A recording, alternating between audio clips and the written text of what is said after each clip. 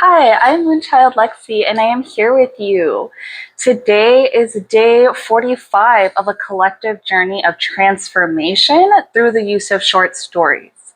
These short stories are filtered through a Zen Buddhist approach. I'm using Osho's Transformation Tarot to pull these short stories. And before we jump in to the message of the day, I'd like to take a moment to ground and connect with one another. Let's do that with just a couple shared deep breaths. Breathing in nice and slow through your nose. Hold, and then slowly exhale your day thus far. Two more. Deep breath in through your nose. Hold, and slowly exhale. Another deep breath in through our nose. Hold. And let go your journey thus far. Every new day, every new moment of breath is a new opportunity to reset, to ground, to embody more life, more of who you are. I am using as our medium Osho's Transformation Tarot to pull these short stories of inspiration, but these are stories from all over the world as well too, and different faiths. Prior to the story as well, I want to just invite in my higher self, your higher self, creator, creatrix, to encapsulate around us a sphere of safety, clarity, protection, so that all of our worldly flesh desires are incinerated. We meet here in this space from a place of our soul, a place where our soul can honestly grow, reflect on these stories, see how they relate to us, and perhaps at the end of this message, at the end of this journey, we're leaving renewed, transformed, and elevated into higher beings in our world. For today's day 45, the message that we have is a number 24, misuse of power. The energies of two carry two life streams. It's what's coming to mind here. Although we see three people in the image, these two seem to be the focal point of the message from what I'm already observing. 4 is an energy of foundation. And 6 is the culmination of these numbers, which carries an energy of balance, right? We have 3, 3 makes 6. And when there's a misuse of power, the scales are not 3 and 3, but misbalanced. We have 4 and 2. It's one is more power than the other. The scales are not balanced. And in this moment that I'm recording this, it is August 12th, the Leo new moon eclipse, and our nodes, our lunar nodes, the points of focus as a collective have just shifted. They've shifted in from Pisces, Virgo to Leo, Aquarius. So there's a lot of energy happening right now in this moment. However, these messages are timeless no matter when you come across it. But in this moment, what I want to highlight, as these are themes for the whole next period of this 18 and a half months, where the focus with the south node is in Leo. That's what's being highlighted right now. What that means are, yes, karmic closures coming to an end, new beginnings. These times are known to not just shift on a larger scale, but individually. And the focus over this time is that of our own maybe personal expression, our own personal power versus the collective. And with the South Node being in Leo, let's focus on ways that we have been selfish, too selfish, at the expense of the whole. To care for self is important, but if that's at a detriment to the whole, these types of matters are going to be highlighted right now over the next 6 months and the next year and a half.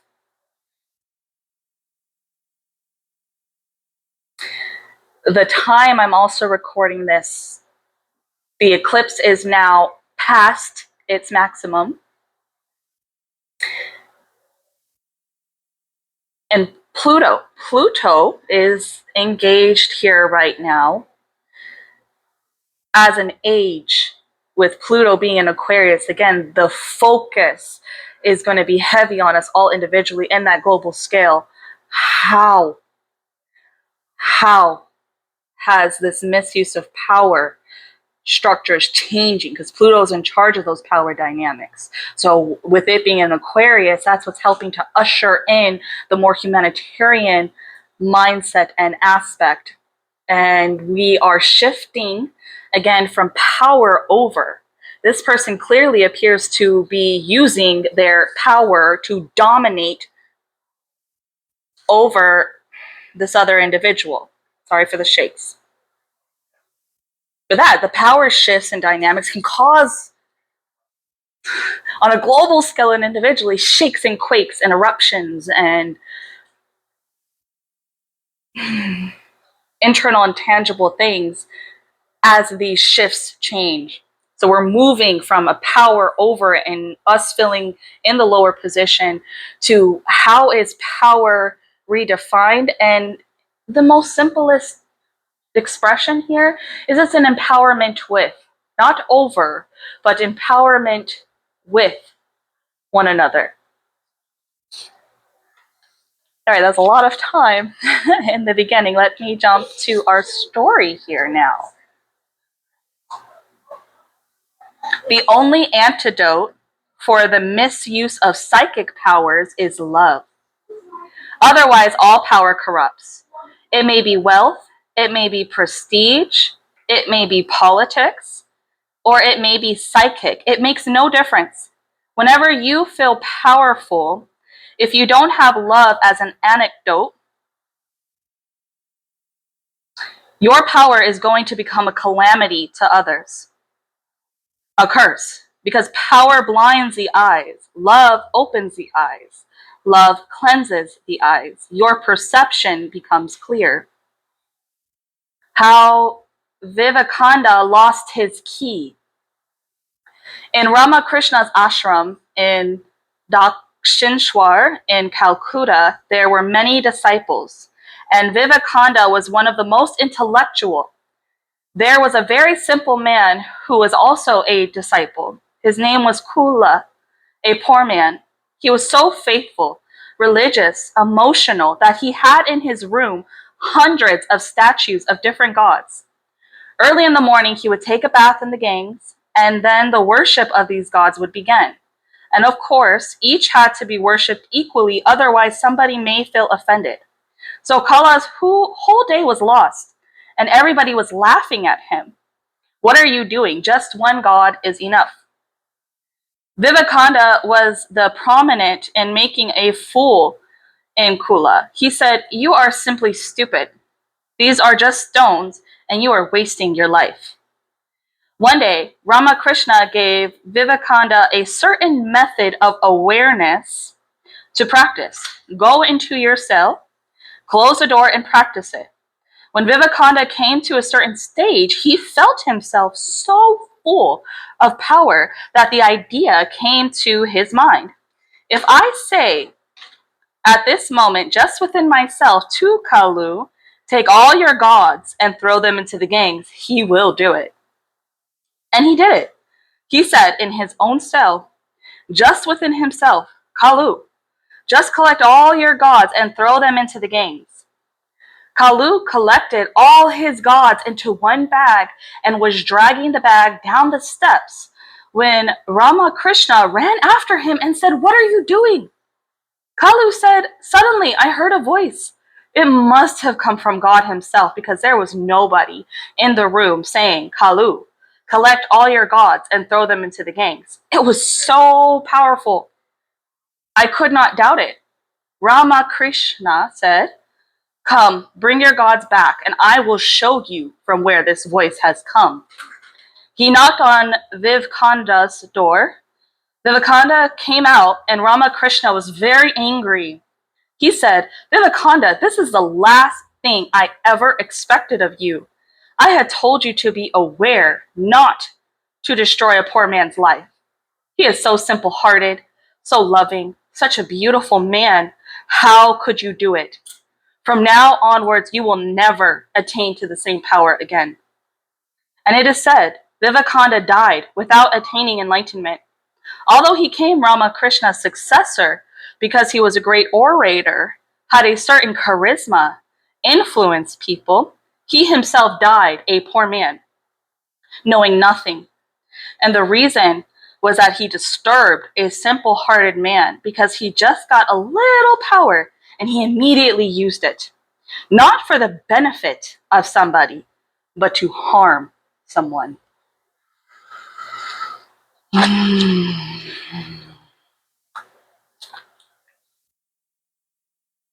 There's a lot in that.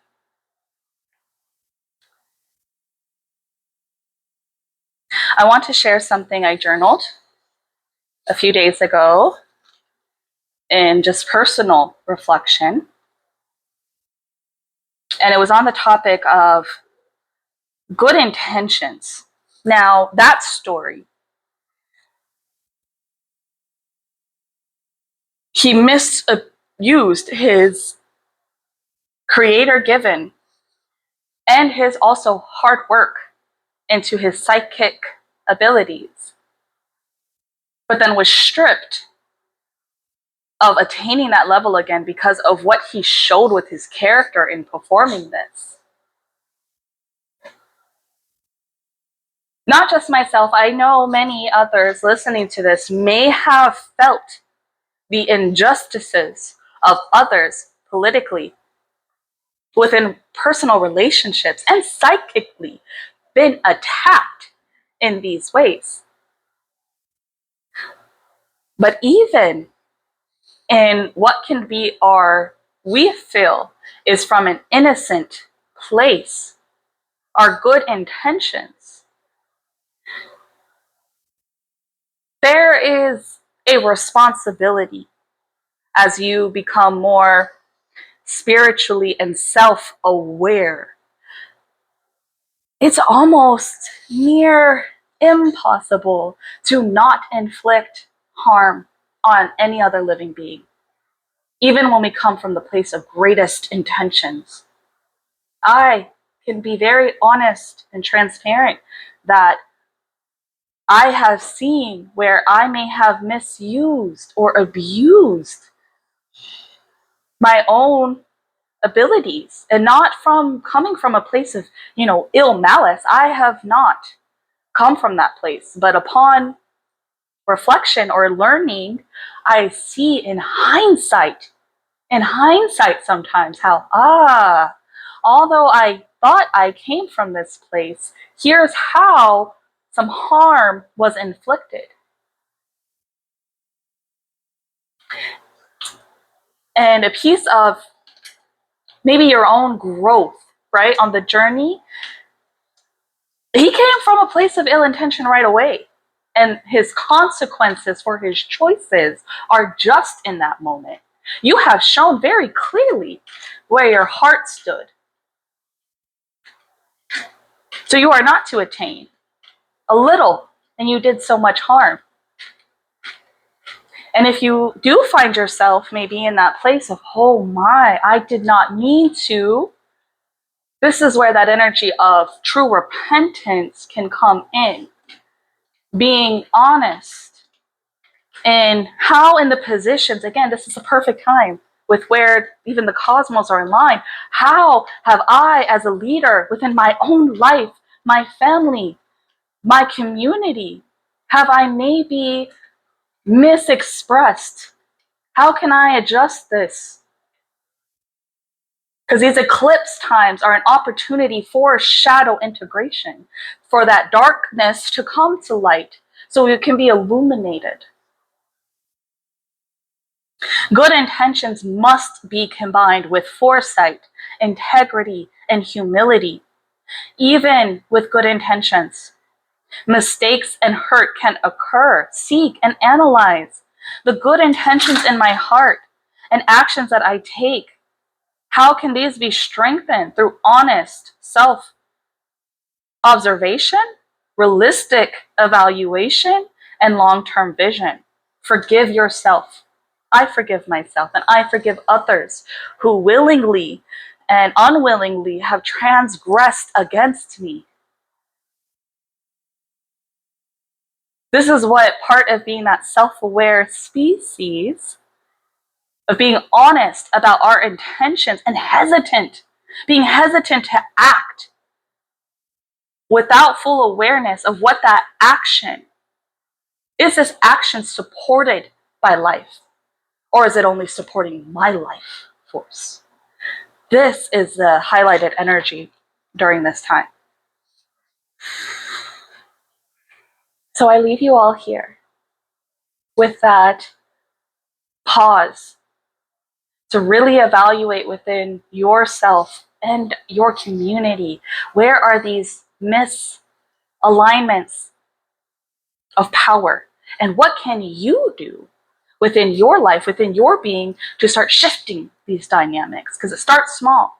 And then that's where it ripples to the larger scales as we continue to usher in our life.